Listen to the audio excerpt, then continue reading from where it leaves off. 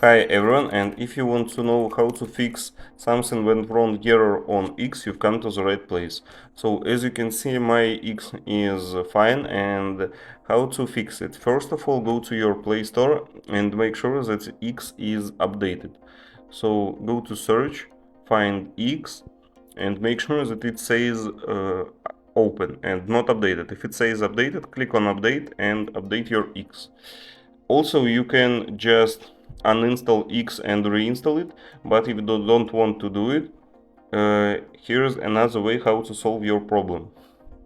Go to settings, and here you need to go to apps, find X in apps settings, go to storage and cache, clear storage and also clear cache.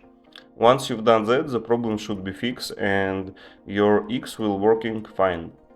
So thank you for watching, leave a like and subscribe.